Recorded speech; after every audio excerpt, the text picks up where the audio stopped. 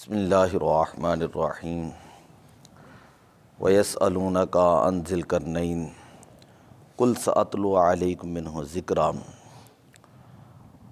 2 دن حضرت خضر علیہ السلام کا ذکر خیر ہوا، تو 16ویں پارے کے اندر اس سے اگلے رکوع کے اندر ہی حضرت سکندر ذوالقرنین، جن کا نام تھا اسکندر، یہ حضرت خضر علیہ السلام کے خالہ زاد بھائی تھے، اور انہوں نے ہی اسکندریہ بنایا اور اسی نام سے وہ مشہور ہوئے۔ حضرت خضر علیہ السلام ان کے وزیر تھے، اور دنیا کے اندر 4 ایسے بادشاہ ہوئے ہیں جنہوں نے پوری دنیا کے اوپر حکومت کی ہے۔ 2 مسلمان بادشاہ ہیں اور 2 کافر۔ مسلمانوں میں سے حضرت سکندر ذوالقرنین اور حضرت سیدنا سلیمان علیہ السلام ہیں، اور کفار میں سے ایک نمرود ہے اور دوسرا بخت نصر شخص تھا۔ 5ویں جو بادشاہ ہوں گے قرب قیامت تشریف لائیں گے، ان کا نام، ان کا اسم مبارک حضرت امام مہدی علیہ السلام ہے، جو پوری دنیا کے اوپر جو ہے وہ حکومت کریں گے۔ حضرت ذوالقرنین جو ہے، ان کی نبوت کے اندر اختلاف ہے۔ حضرت علی المرتضیٰ شیر خدا رضی اللہ تعالیٰ عنہ بیان کرتے ہیں کہ یہ نبی نہیں تھے، نہ ہی فرشتے تھے، بلکہ اللہ کے محبوب بندے تھے۔ ذوالقرنین، ذو کا معنی ہوتا ہے والا، اور قرن جو ہے نا، یہ سینگ کو کہتے ہیں۔ قرنین کا مطلب ہوتا ہے کہ 2 سینگوں والا۔ یہ آپ کا لقب تھا، اور یہ اس وجہ سے دیا گیا کہ اللہ تعالیٰ نے آپ کو مشرق اور مغرب یعنی ہر طرف حکومت عطا فرمائی تھی۔ اس وجہ سے قرآن پاک کے اندر آپ کو اسی لقب کے ساتھ جو ہے وہ پکارا گیا۔ نبی اکرم صلی اللہ علیہ وسلم سے 3 سوالات کیے گئے، اور ان کا خیال یہ تھا کہ حضور علیہ السلام کو ان چیزوں کا پتہ نہیں ہوگا۔ ایک سوال تھا روح کے بارے میں، وَيَسْأَلُونَكَ عَنِ الرُّوحِ، یہودی آئے اور آ کر وہ پوچھنے لگے کہ روح کسے کہتے ہیں؟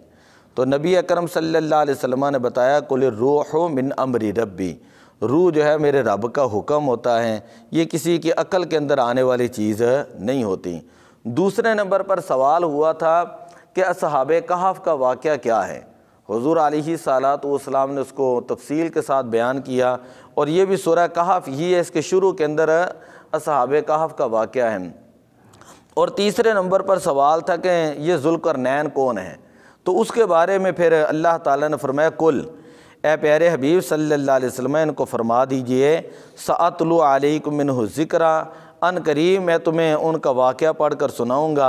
اِنَّا مَكَّنَّا لَهُ فِي الْأَرْضِ وَآتَيْنَاهُ مِنْ كُلِّ شَيْءٍ سَبَبًا، ہم نے ان کو زمین کے اوپر بادشاہت عطا فرمائی، اور انسان کے بادشاہ بننے کے لیے جو چیزیں درکار ہوتی ہیں، جو چیزیں جو ہے وہ ضروری ہوتی ہیں، وہ تمام چیزیں ہم نے ان کو عطا فرمائیں۔ اب انہوں نے پرانی کتابوں کے اندر یہ پڑھا ہوا تھا کہ اولاد سام میں سے ایک شخص آئے گا کہ جو چشمہ حیات سے پانی پیے گا۔ یہ ذوالقرنین جو ہے، سکندر ذوالقرنین، یہ اس چشمے کی تلاش کے اندر نکلے، اور سب سے پہلے جو ہے یہ مشرق کی طرف گئے، کہ جہاں سے سب سے پہلے یہ مغرب کی طرف گئے جہاں سورج غروب ہوتا ہے۔ وہاں پر انہوں نے دیکھا کہ سورج جو ہے یہ سیاہ کیچڑ کے ایک چشمے کے اندر غروب ہو رہا ہے۔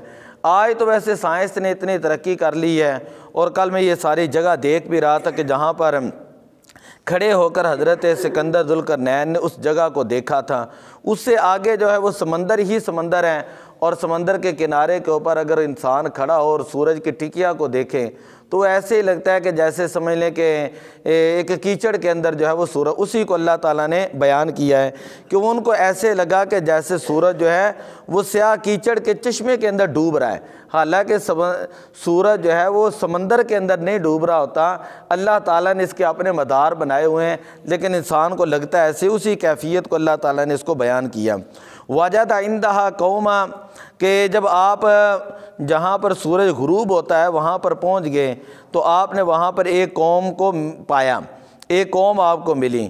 قُلْنَا يَا ذَا الْقَرْنَيْنِ إِمَّا أَن تُعَذِّبَ وَإِمَّا أَن تَتَّخِذَ فِيهِمْ حُسْنًا، کہ انہوں نے کہا حضرت سکندر ذوالقرنین سے کہ اِمَّا تُعَذِّبَ کہ کیا آپ ان کو عذاب دیں گے یا ان کو سزا دیں گے؟ وہ قوم والے کہنے لگے کہ آپ ہمیں سزا دیں گے یا آپ ہمیں جو ہے کوئی انعام دیں گے، بھلائی کریں گے، نیکی ہمارے ساتھ کریں گے۔ حضرت سکندر ذوالقرنین کہنے لگے جو بندہ تو ظلم کرے گا ہم اس کو سزا دیں گے، اور جو اللہ تعالیٰ کے احکامات کے اوپر عمل کرے گا تو ہم اس کا معاملہ اللہ کے سپرد کریں گے اور ہم بھی اس کے ساتھ بھلائی ہی کریں گے۔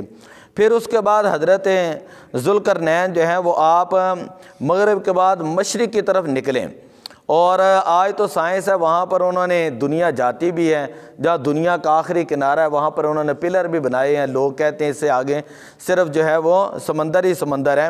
خیر اس وقت تو نہ کوئی جو ہے اس طرح کے جہاز تھے، نہ کوئی بحری جہاز تھے، نہ کوئی چیزیں تھیں، لیکن آپ نے ارادہ کیا کہ میں نے جانا ہے وہاں تک، تو جہاں سورج طلوع ہوتا ہے مشرق میں وہاں تک آپ پہنچ گئے۔ اللہ تعالیٰ کا قرآن یہ کہتا ہے کہ وہاں آپ نے ایک ایسی قوم کو دیکھا کہ سورج اور ان کے درمیان کو پردہ حائل نہیں تھا۔ اب جب وہ سورج طلوع ہوتا، نکلتا سورج، تو وہ پہاڑوں کی غاروں میں چلے جاتے ہیں، اور جب وہ غروب ہوتا تو وہ باہر نکل آتے ہیں۔ اللہ تعالیٰ نے فرمایا کہ ہم نے ان کو اتنی سامان کی قدرت دی، سفر کی طاقت دی، حتیٰ کہ جب وہ مشرق میں بھی چلے گئے، مغرب میں بھی چلے گئے، ان کو آب حیات نہ ملا، تو پھر وہ پہاڑوں کی طرف نکلیں، اور وہاں پر انہوں نے دیکھا کہ دو پہاڑ ہیں اور ان کے درمیان جو ہے ایک خالی جگہ ہے، اور وہاں پر ایک ایسی قوم ان کو ملی کہ جو کسی چیز کو سمجھتے نہیں تھے۔ انہوں نے کہا کہ اے ذوالقرنین، بے شک یاجوج اور ماجوج جو ہیں انہوں نے ہمیں تنگ کیا ہے، کیا آپ ہمیں ان سے نجات دلا سکتے ہیں؟ یہ یاجوج ماجوج کے بارے میں تو تفصیل کے ساتھ ہم کل ہی بات کریں گے کہ حضرت نوح علیہ السلام کے ایک بیٹے تھے یافس، ان کی یہ آگے اولاد ہیں، اور یہ اتنا فساد کرتی تھی کہ انسانوں کو کھا جاتے ہیں، اسی طرح سانپوں کو، بچھوؤں کو، درندوں کو یہ لوگ کھا جاتے تھے۔ خیر جب حضرت سکندر ذوالقرنین دو پہاڑوں کے درمیان پہنچے تو جب قوم نے آپ سے یہ ریکویسٹ کی، یعنی درخواست کی، تو آپ نے پھر کہا کہ تم میری مدد کرو، میرے پاس جب لوہا لے کر آؤ۔ آپ نے لوہا لیا، سونا تانبا لیا، اس کو پگھلا کر وہاں پر دیوار بنائی۔ یہ جو جگہ ہے آج کے دور کے اندر، اس کو بعض لوگ کہتے ہیں یہ مکران کی پہاڑیاں ہیں، اور بعض نے کہا کہ یہ عراق ہے، تو ترکستان ہے، تو اس کے درمیان ایران، یہاں کے یہ علاقے ہیں، اور آج بھی وہ دیوار جو ہے وہ موجود ہے، اور اس جگہ کا نام بھی بتاتے ہیں۔ تو وہاں پر حضرت ذوالقرنین نے جو ہے وہ دیوار بنائی، اور اس کے بعد سے لے کر آج تک کہتے ہیں کہ اس کے بعد سے لے کر آج تک تقریباً 6000 سال گزر چکے ہیں کہ وہاں سے کسی دشمن نے سمندر سے ان علاقوں کے اندر حملہ نہیں کیا، ایران کے اوپر، افغانستان اور عراق کے اوپر، اس راستے سے، یعنی وہ دیوار ہی اتنی بڑی انہوں نے بنائی ہوئی ہے۔ خیر اس کے علاوہ اور بھی باقی خرافات ہیں، کوئی کہتے ہیں دیوار چین آپ نے بنائی، کوئی کہتے ہیں فلاں بنائی، لیکن وہ ساری چیزیں جو ہے وہ تحقیق کے بغیر ہیں۔ تو کل ہم انشاءاللہ ذکر کریں گے یاجوج ماجوج کا جو قرآن حدیث کے اندر ذکر، یہ کیا چیز ہیں، اور یہ کب یہ نکلیں گے، اور ان کے کیا کام تھے، اور یہ کس جگہ سے جو ہے یہ نمودار ہوں گے۔ فلسطین کے اندر ایک آج بھی شہر، اور وہاں پہ ایک نہر تبریہ، بعد اس کو تبریہ پڑھتے ہیں، تبریہ، تو آج بھی وہ موجود ہے تالاب۔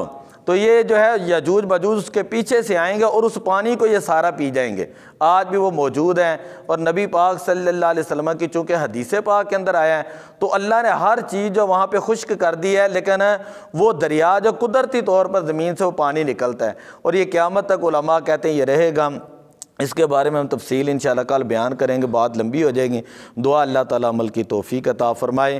بات کرنے کا مقصد یہ کہ اللہ تعالیٰ دنیا کے اندر اپنے بندوں کو اتنی طاقتیں عطا فرماتا ہے، لیکن اس کے باوجود فرماتا ہے کہ میں رب ہوں، میں کیا ہوں؟ رب ہوں۔ جس نے بھی اللہ کی اطاعت کی ہے اللہ تعالیٰ نے اس بندے کو بادشاہت عطا فرمائی ہے۔ الصلاۃ والسلام علیک یا رسول اللہ۔